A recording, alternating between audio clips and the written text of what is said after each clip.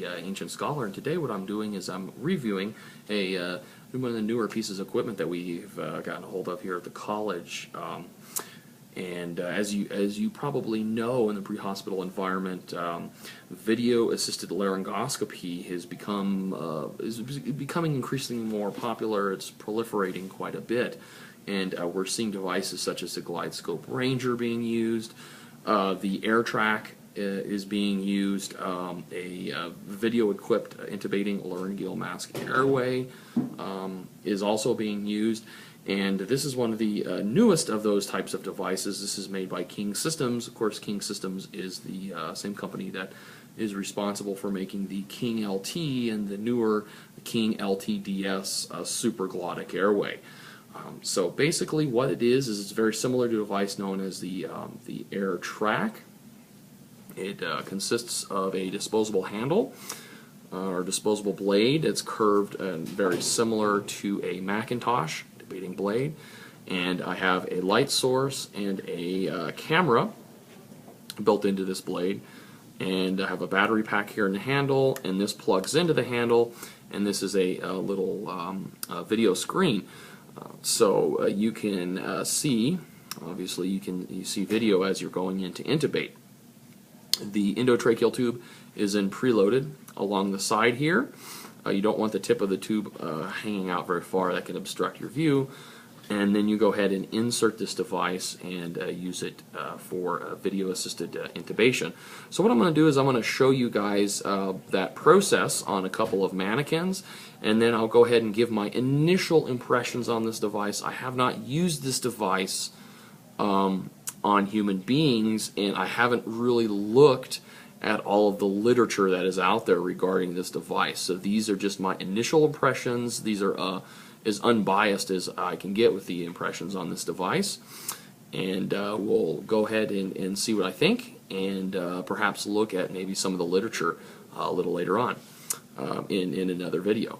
Okay guys, we'll see you in the next clip. So the way this device works is, now that I have the endotracheal tube preloaded into the King, and hopefully everyone can see that. Alright, have the device turned on. I'm going to go ahead and insert the device, and what we have found is if you can locate the vallecula, so I've got the epiglottis here, if I can get this into the vallecula, pop the epiglottis up, and then push the device up a little bit, almost like a modified Shandy's maneuver, you can see that it's very easy to pass the endotracheal tube into the glottis. I'll just show you guys that again. Just pop it up, make sure that you have some good upward force, not cranking it, but just literally up, and the endotracheal tube passes into the glottic aperture rather easily. However, what we have found is that if you use this more conventionally, like a Miller blade, and cover the epiglottis and try to pass, the tube tends to want to pass into the esophagus a bit more easily than the other technique that I have described, and you really have to work, and you really have to position yourself very well to get it to pass through the glottis there. Okay, so now what I'm going to do is, in the next segment, I'm going to up the ante a little bit, and we're going to do a difficult airway situation. Okay, so in this scenario, with somewhat of a difficult airway situation, I have a patient with a combi tube that has been placed, and what we're going to do is we're going to attempt to intubate around the combi tube. The traditional method of doing that is deflating number 1 cuff. You deflate this is the pharyngeal cuff on the combi tube. You slide the combi tube all the way over to the left side, or my left rather, patient's right, and you intubate using a laryngoscope. So what we're going to do is we're going to modify that a little bit, and we're going to go ahead and use the King Vision. So I've deflated the number 1 cuff, the pharyngeal cuff, on the combi tube. I'm going to go ahead and insert the King, and I'm going to go ahead and I'm going to follow the tongue down. I'm going to attempt to identify structures as I'm going down. I've got the, you can see I'm in the vallecula now. You can see the epiglottis is pulled up. I'm going to attempt to pass a tube, and the endotracheal tube passes very easily. I'm out. I can now go ahead and ventilate through here, inflate it of course, deflate the number 2 cuff on the combi tube. The combi tube comes out, and now I have an intubated patient. So in conclusion, my first initial impressions of the King Vision is that it does seem to be a viable device. It does seem to work.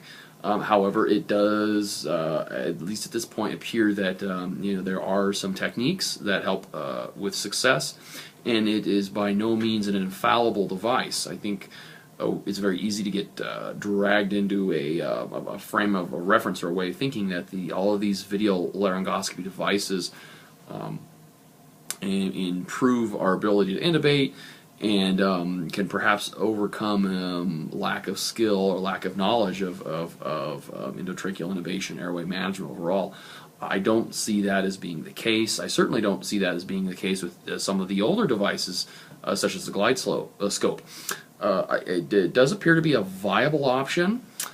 However, I am aware of some fairly recent evidence that was a study posted about a year ago, I'll have to pull that up, regarding a device very similar to the King, in that the device is known as the AirTrack, and the intubation success rates when used by pre-hospital providers were exceptionally low with the AirTrack. The literature was pretty shocking, actually. And I believe that was about a year ago in the Society of Critical Care Medicine journal. And so, in conclusion, again, it does appear that the device is potentially viable. However, I'm going to have to wait until I can either get a fair amount of actual experience, patient experience. Obviously, that'd be anecdotal, and probably the proper way of going about it would be to look at some of the literature. Hopefully, there's some bias-free literature that can come out on this device. I know that King Systems is very good at having links to literature on their website. However, some of that literature I think has a potential for some bias.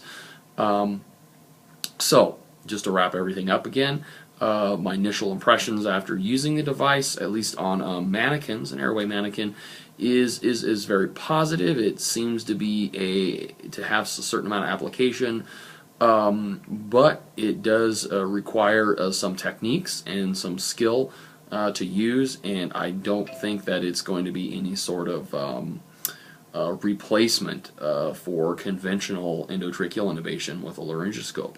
At least not at this point in time. Okay, guys, hopefully you enjoyed this this overview of the new King Systems Vision video-assisted laryngoscopy device. And as always, thanks for hanging in there.